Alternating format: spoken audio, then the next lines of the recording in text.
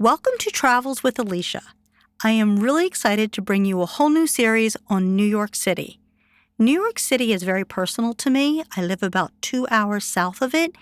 It is one of the first destinations that I fell in love with, and I have a special connection to it. When I was young, I would travel to New York City with my mom, who designs the most beautiful sweaters ever, and we would go to the fashion district and look at yarns and interesting things that she could use in creating beautiful sweaters. And then while we were there, we would visit either museums or go shopping, and it was always such a fantastic experience. I was just overwhelmed and amazed at how much New York had to offer. Since then, I must have been there between 40 and 50 times, and so I'm really excited to share in these future episodes some details of what I love about each of the sections of New York City, some special hidden gems that you might want to put on your travel list. New York City is also known as the Big Apple, and there's a lot of history behind that name. In the 1920s, horse racing was huge, not only in New York City, but all over the South, and the apple was considered the prize that they would win. And the prizes in New York City area, were much larger. So New York became known as the Big Apple because it was referring to that's where the big prizes are given out. And then in the 70s, the tourism group got hold of that name and started using it and promoting New York City as the Big Apple. And that is probably the most famous nickname for New York to this day. It really has stuck, and it's synonymous with New York City. So let's start by talking about Manhattan. A lot of people, when they think of New York City, they're thinking of Manhattan. And Manhattan is in New York City, but New York City is so much larger. And so it's important to understand how the city is set up. One of the things I recommend is that you look on ontheworldmap.com, that they have a wonderful map of New York City that kind of lays it out very simply for you. And I'll try to share with you what the layout of New York is. So I'm going to set the stage by saying New Jersey's to your left, and then you have the Hudson River.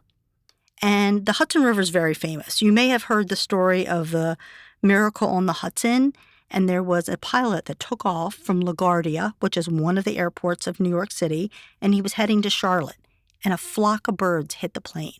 The engines went out, and he was ordered to come back to LaGuardia and land. Unfortunately, he made the call, or fortunately, I want to say, he made the call that he could never make it back. And that would have been very dangerous to take a plane over New York City with no engines.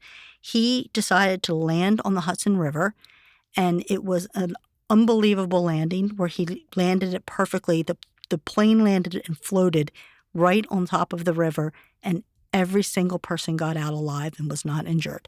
So I think it's a Netflix movie. It's called Miracle on the Hudson, and you'll definitely have to look at that. It was fantastic.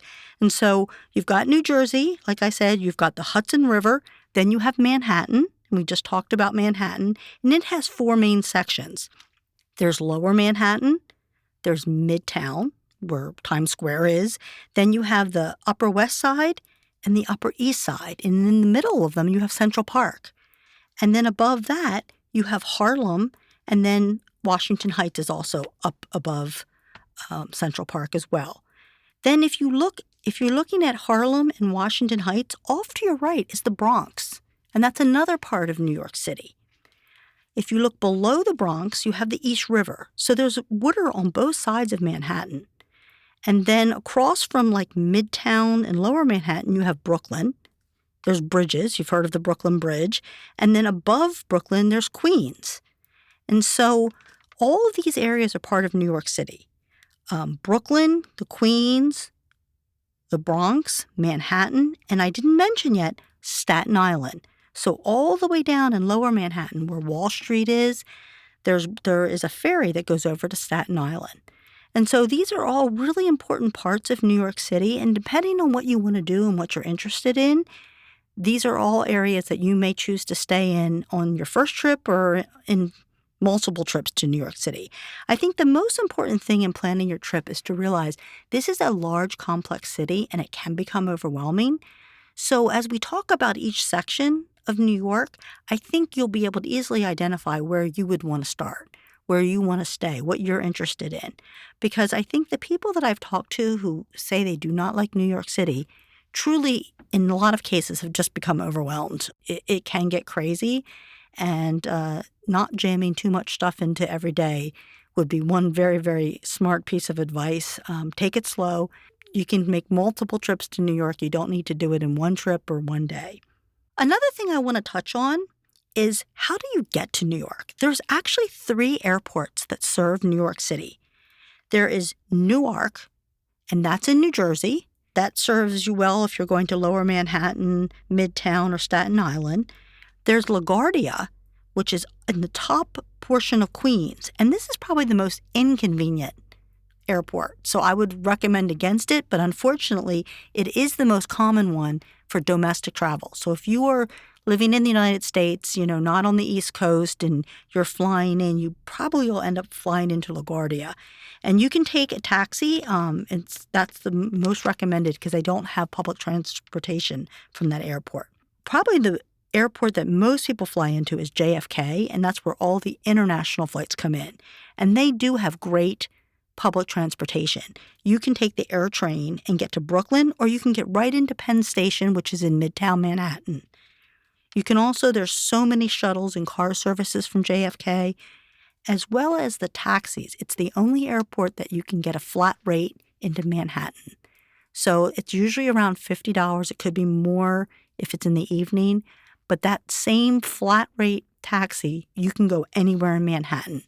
If you get in a taxi, normally in New York City, you're going to be on a meter. And believe me, I've been in taxis, and it can get really, really expensive. You could spend $70 just going from Lower Manhattan, up, towards the top of Manhattan. So you really have to be careful. Uber is widely used and available in Manhattan and in New York City as well. And I will say it used to be cheaper when it first came. I am finding that Uber is not that cheap anymore. Every time I seem to get an Uber, it's $45 or $50 in New York. So that seems to be something that's changing, that they're starting to charge a lot more. Uber Share was fantastic, and I used that for a while, but with COVID, I think they really stopped that because they couldn't do that any longer. The other thing is the subway. There is the subway system, and we can touch on that in another episode, but that's readily available for you to get around all over New York City.